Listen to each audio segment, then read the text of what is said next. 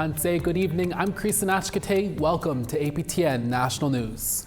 The Assembly of First Nations Annual General Assembly kicked off in Winnipeg today. It's the first time the meeting has been held in Winnipeg in more than a decade, and it comes on the heels of the Carney government's contentious Bill C-5, which was rammed through Parliament in the spring, and concerns by First Nations that the economic development legislation will be used to override their inherent treaty rights. APTN's Fraser Needham is at the Assembly and starts us off tonight. The Liberal government's Bill C-5 is a growing concern amongst a lot of First Nations these days, and was clearly on the mind of the Assembly of Manitoba Chief's Grand Chief Kyra Wilson in her address at the AFN AGA on Wednesday. While there may be different views on the Build Canada Act, I believe that we can all agree on this, that progress cannot come at the cost of our rights, our treaties, or our responsibilities to the land. Anything that we do in this country will not be at the expense of our lands and our waters and our resources. I know that. The legislation was pushed through Parliament, the Senate, and into law by the Carney government in less than 2 weeks in June, and some First Nations fear it could be used to override their inherent rights as the government plans to move quickly on national projects.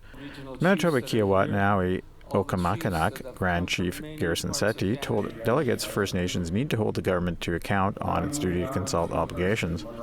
And the conversation revolves around the threat to our rights, our pre-existing inherent rights, and also the exclusion of free, prior, informed consent in a process that would potentially impact our First Nations here in Manitoba. But I think it's time that, as Indigenous people, we control the narrative. AFN National Chief Cindy Woodhouse-Neepanak also said her organization plans to hold the government to account on First Nations funding commitments in the upcoming federal budget.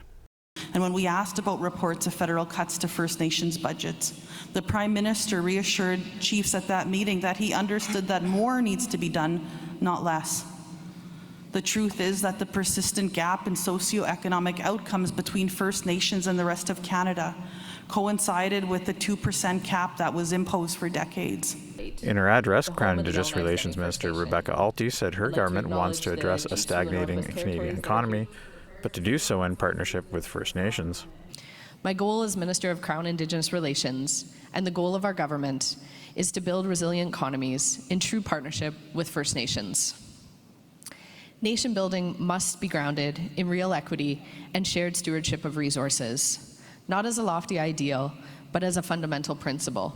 The Assembly continues on Thursday with an address by First Nations Child and Family Caring Society Executive Director Cindy Blackstock on long-term reform in the child welfare system after chiefs last year rejected a proposed $47.8 billion reform package. Fraser Needham, APTN National News, Winnipeg. A First Nations woman in Manitoba is going the extra mile to bring awareness to child sexual abuse. She completed an 800-kilometer journey to Winnipeg on nothing more than her bicycle. Her destination? The Assembly of First Nations Annual General Assembly to break the silence on child sexual abuse. APTN Sav Jonesa was there and brings us this report. After an 800-kilometer bicycle ride to Winnipeg, Brenda Frog is preparing to deliver an important message to chiefs across Canada. She says child sexual abuse on First Nations needs to be addressed immediately. I want the chiefs to be aware and to take the responsibility and accountability to make sure our children are safe and protected. Frog is a band counselor and nurse from Pimicikamak Cree Nation in northern Manitoba. She rode her bike for 3.5 days to attend the Assembly of First Nations Annual General Assembly, where hundreds of chiefs and leaders from across Canada are gathering. Frog says children as young as 4 years old have been diagnosed with sexually transmitted infections like gonorrhea and chlamydia due to sexual abuse and incest. It's very rampant, and it's worse in isolated communities where they have little resources. The community knows everybody, and there's a lot of victim blaming. Alongside her journey are friends Berlinda Garrick and Connie Constant.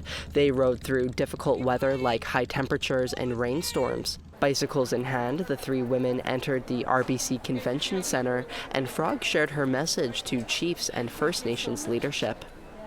As chief, you are responsible for your reserve.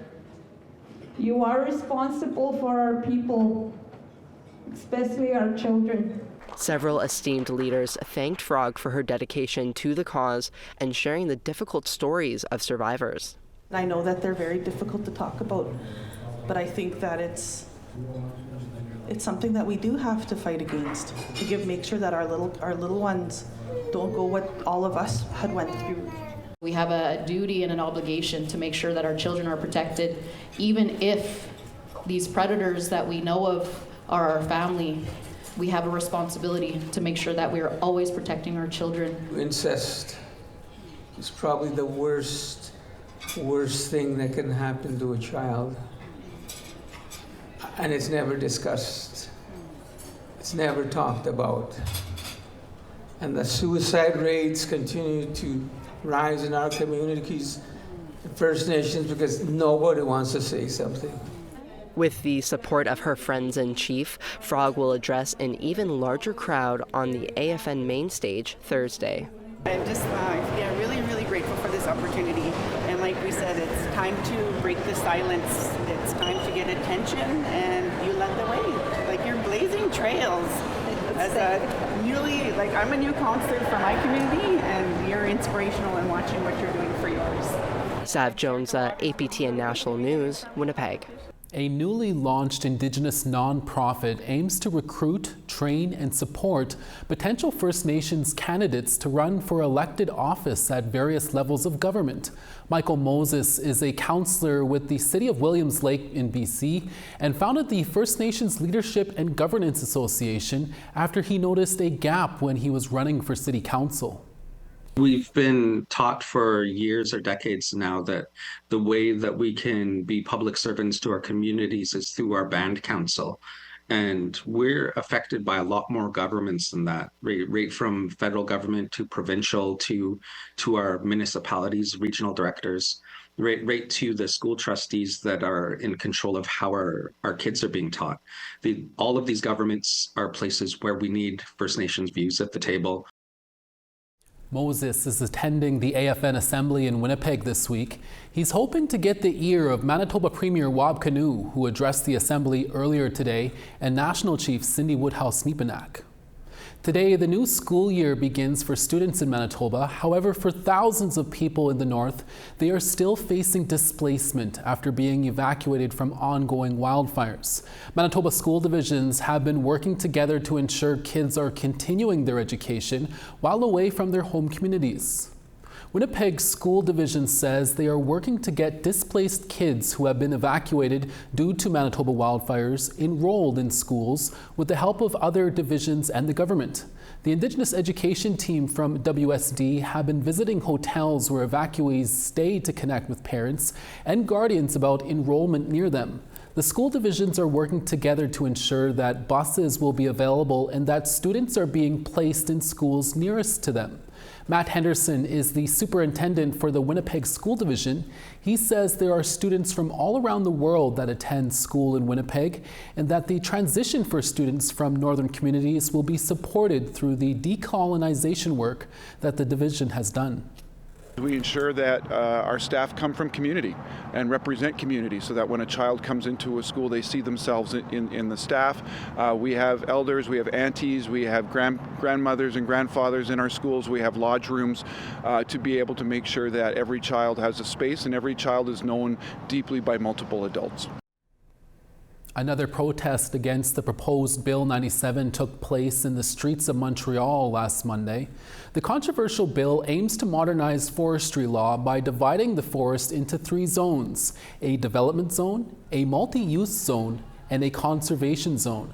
This decision has provoked a growing backlash from many people.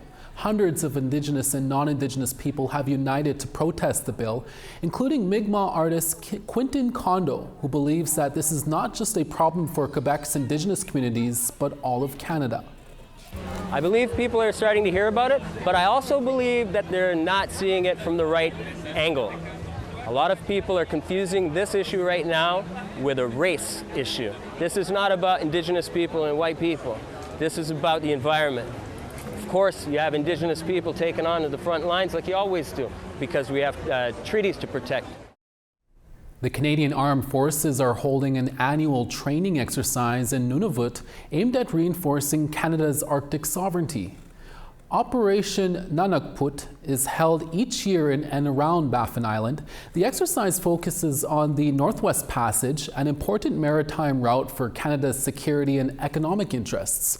Training activities include air, land, and maritime patrols, establishing observation posts, and intercepting a vessel of interest. The Canadian Armed Forces says the operation helps strengthen its ability to operate in challenging northern conditions and respond to safety and security challenges in the region. This year's exercise runs from August 29th to September 30th.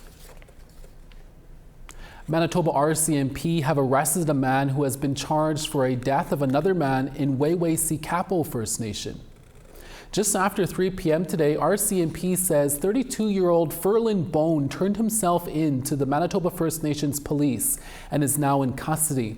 Bone has been charged with second-degree murder following a death in Wew'wasi.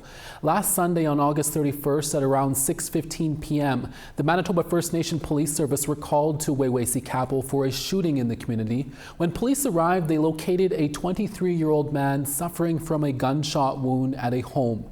He was taken to hospital in critical condition and was later pronounced deceased.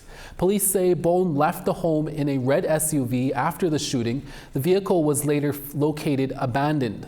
The victim and the suspect were known to each other, and RCMP believes the victim was targeted. RCMP did not say when and where Ferlin Bone will make his next court appearance. The investigation continues this week. Nunavik in northern Quebec is finally getting a post-secondary institution, ideal for mothers or fathers looking to boost their education. That story when we come back.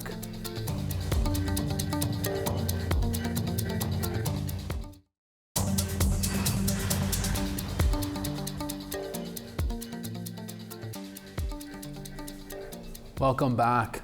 A year ago, last August, residents of the municipality of Jasper began to return after a massive fire destroyed 1/3 of the town and thousands of hectares of the popular Jasper National Park in Alberta.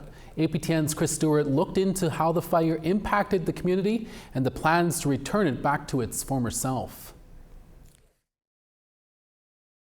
In July of 2024, Jasper National Park and the town of Jasper experienced a massive fire after lightning strikes ignited several locations due to very dry conditions. For 3 weeks, the fire burned until held by 3,000 personnel. It destroyed 1/3 of the town site and 33,000 hectares of the park. On August 16th, residents began to return. Residents who lost homes were moved to temporary housing. Michael Fark is the Director of Recovery for the municipality of Jasper. Reconstruction is going to take a considerable amount of time. We expect the majority of homes and businesses will be rebuilt within the first 3 to 5 years, but there will be some additional ones that take longer. We have an overall recovery timeline of 7 to 10 years. Fark is asking people to continue to return to the park. The businesses need it. We lost about 20 to 25% of the hotel inventory, and similarly about 20 to 25% of the camping inventory. So our overall visitation numbers are down simply because there is less capacity in Jasper to accommodate the people.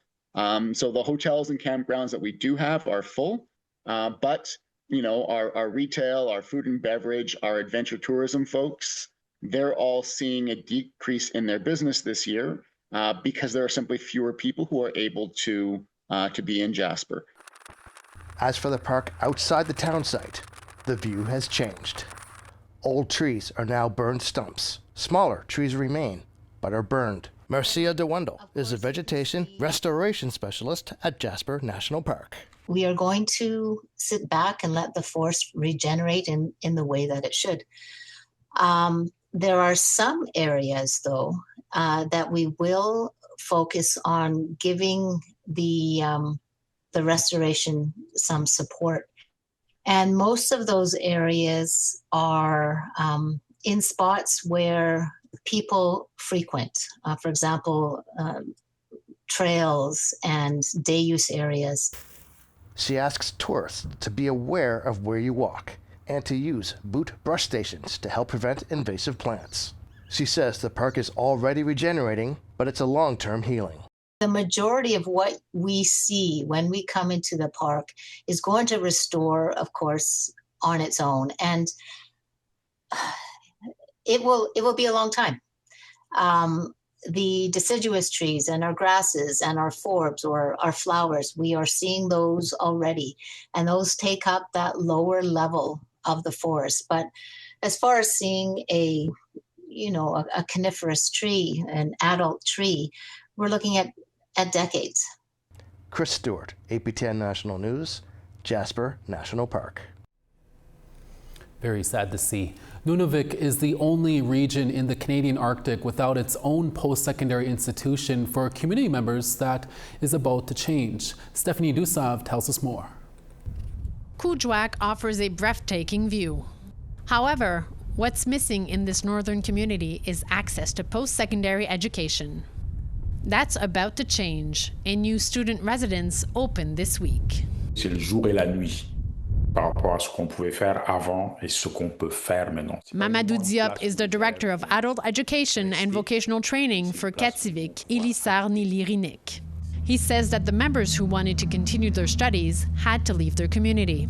Les gens n'aient pas à se délocaliser pour aller au sud. Quand je dis le sud, là, c'est les régions urbaines, pour pouvoir continuer leurs études, se déraciner, se retrouver dans une grande ville qu'on ne maîtrise pas trop. The new residence can accommodate 84 people. It was designed with the realities of family in mind, recognizing that many students are parents. Donc, on a des chambres familiales qui sont vraiment flexibles, ou avec une kitchenette, avec une chambre parentale, une chambre pour les enfants. Il y a un living room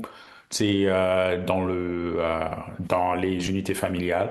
Since the residence's capacity is so large, the courses offered have increased. With this, construction of a new adult education and vocational training center is currently being planned. Les nouveautés, c'est le programme éducatrice de service de garde. Ça, c'est un nouveau programme. On va essayer aussi de partir le programme de coiffure. Ça, c'est 2 offres de cours qu'on va commencer. Kitivik Ilisar Nilirinik shared with us the comments of the president of Makivik, Pita Atami, who sees this grand opening like the beginning of something greater. We need proper facilities in order to attract people to come back to education. Since this is an adult facility that's going to focus on different traits that we need many people of, that we're lacking qualified people, and I'm hoping this will help us in realizing and getting more people into the different trades, whether it's plumbing, electrical, furnaces, carpentry. A new university program of education accessible to all students is groundbreaking in Nunavik. Plus la formation des maîtres à temps plein, ça c'est une offre de cours nouvelle, ça c'est nouveau, on l'a jamais fait. Donc c'est 3 cours nouveaux qu'on va offrir à cause de la capacité d'accueil qui a été augmentée substantiellement. The opening of this student residence is a game changer. It's one step closer to the ultimate goal. Getting an Arctic university, which we need very badly. One thing is certain, access to education in the Northern Territory is expanding, a right that is too often taken for granted. C'est des parents, les conditions de vie ne sont pas faciles. On apprend dans une deuxième langue. Oui, c'est vrai. Ça force le respect. Et je le vois à travers mes élèves quand ils le disent. Je suis le premier de ma famille qui a eu un diplôme. Stéphanie Desève, APTN National News, Montreal. Coming up next, we'll take you back to the north where a skateboarder is giving back to the community. Stay with us.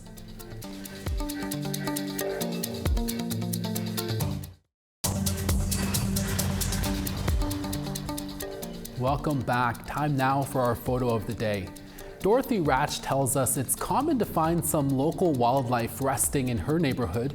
We have a family of deer who walk by our house too, and we absolutely love to see it. As always, stay safe, Dorothy, and enjoy the company, and hi for sharing your picture with us.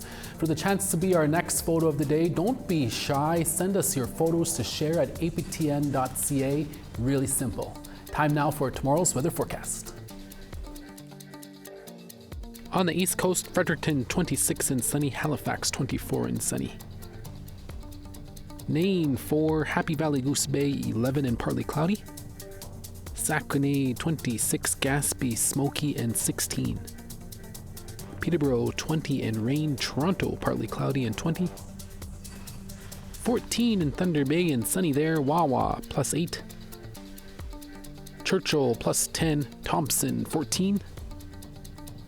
Winnipeg rain and 11, Dauphin 10 and rain. 15 in Regina, Saskatoon 16. 12 in Buffalo Narrows, LaGrange 12. Peace River 20 degrees there, Fort McMurray 15. Lethbridge 22, Calgary 18 and sunny. Tofino partly cloudy and 19, Vancouver 25. 24 in Smithers, smoky in Prince Rupert at 14. Old Crow 22 and sunny, Mayo 21. Sun's out in Wrigley at 17, Fort Simpson 23. Tuktoyaktuk 15, Pawatuck 12. Baker Lake 7, Cambridge Bay 4 and rain there. And Clyde River 0 and sunny, Agulik 1.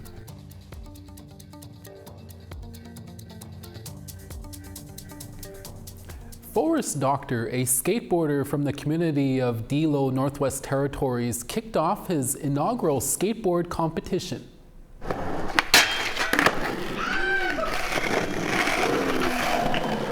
Oh, that was a deadly trick. After months of planning, skaters came to the elementary school in Dilo on Labor Day to skate, hang out, and win prizes for the best tricks. Forrest, who is Yellowknives Dene, built the temporary ramps and obstacles with donations received through social media, with prizes donated from skate shops as far away as Edmonton. Forrest wants to continue to create spaces for youth in his community to skate, with big plans for the future. Luckily this winter I get to put a few of these obstacles in the Dilo gym, and I have extra boards and extra helmets to keep them safe, and I'm hoping to start a youth skateboard group for the youth down here in Dilo. And next summer I'm going to be looking for more funding to build a bigger and better skate park for County of Yellowknife here. Giving back to the youth, that's what it's all about. And that's your evening newscast for this Wednesday. We're back again for your daytime newscast tomorrow. Make sure to join us then. From all of us at APTN National News, Masi Cho, Hai Hai Miigwech. Thank you for watching. We'll see you again next day.